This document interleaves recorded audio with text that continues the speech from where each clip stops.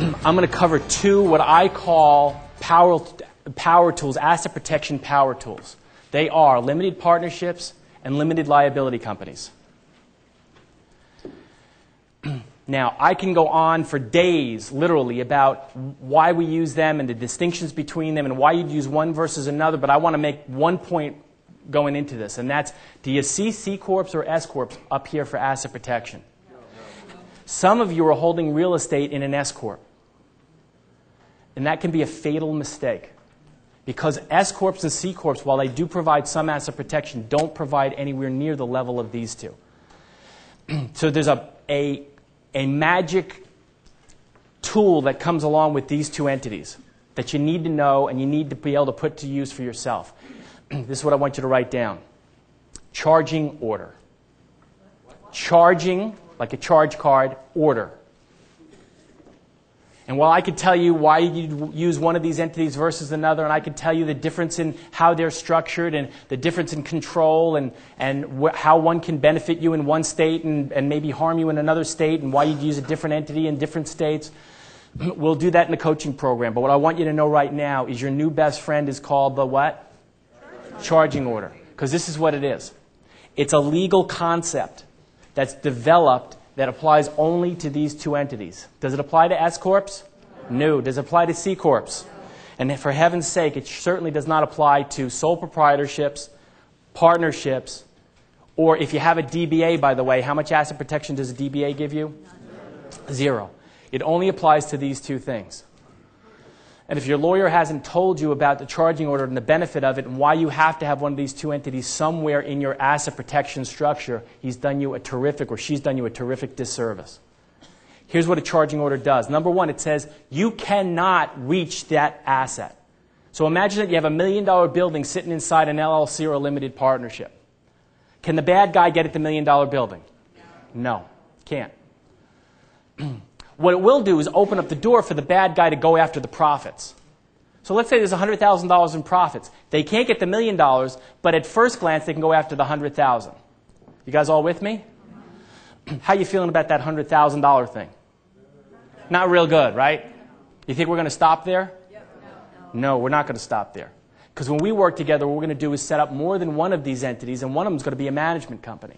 Now, if there's $100,000 in your LLC that's subject to attachment, and we have a management company over here that's going to manage in a better way that real estate, is it going to charge a fee, do you suppose? Oh, absolutely. How much of a fee do you think it might charge? Somewhere about $100,000.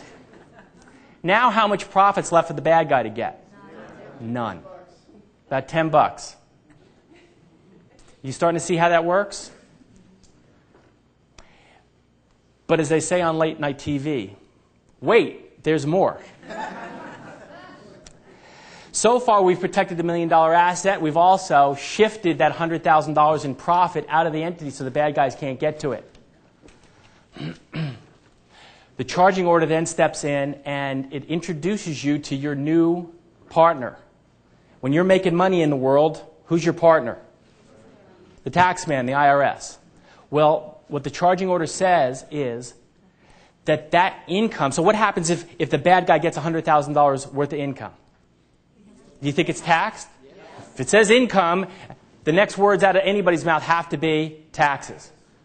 So now he's going to pay taxes on $100,000. But he's standing there going, but judge, these guys are working with Drew Miles. I didn't get a nickel because they did this thing. They shifted the income out. I haven't seen a nickel. And you know what the IRS says? Too bad.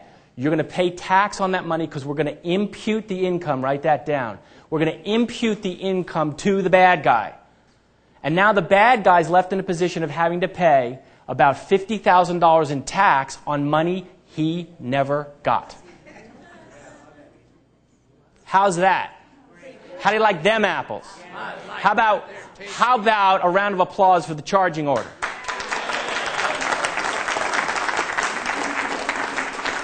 They don't teach you this in college. They don't teach you this in law school. They don't even teach you it when you practice. I've been an attorney now for 18 years. I didn't learn this stuff during the course of my practice. You know where I learned it? Investing just like you guys invest.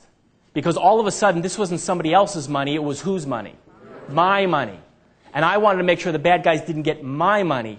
And when I learned how to hang on to my money, then and only then, as Ted told you, he's the one that coaxed me up onto the platform. That's the power. That's the difference between knowing how to operate like a pro and not. Now, how much of a difference could that make in your life over the next 10 years, 20 years, 30 years?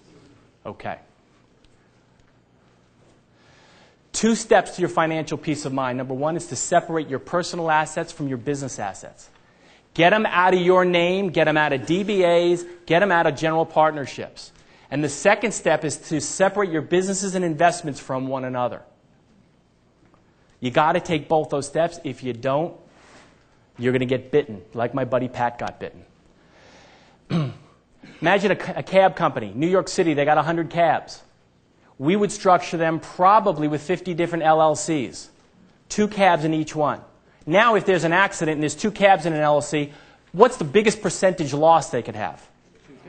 2%, 2 out of 100. Is that way better than losing everything you got? You starting to see how all this works? I'll tell you Greg's story perhaps a little later. This is what I want you to know before we move on. I have never had one of my clients be successfully sued. Never. I take this very, very seriously. Because I learned it to protect my own butt, in plain English. And now what we're going to do is teach you how to protect yours. You've got way better ways of spending your time than rebuilding and rebuilding and rebuilding and rebuilding. You get to do that once. Some of you are in the middle of that right now. That's okay. Let's rebuild you once. But let's structure you in such a way that you're completely bulletproof. The bad guys can't get at you. Would that be okay? Great. Hi, my name is Jane Hutner, and I'm from Milwaukee, Wisconsin. I started with Drew in the Pathfinder program about 9 months ago, and I am just absolutely astounded, and it's exceeding all my expectations. I went from paying 23% in federal taxes to 6.9% in federal taxes, and it resulted in a $6,000 increase in my refund this last year. And I am now a gold member. I highly recommend going with Drew's mentoring program. It teaches you so much information about how to properly structure your businesses and your entities and to provide asset protection. Get on board as soon as you can.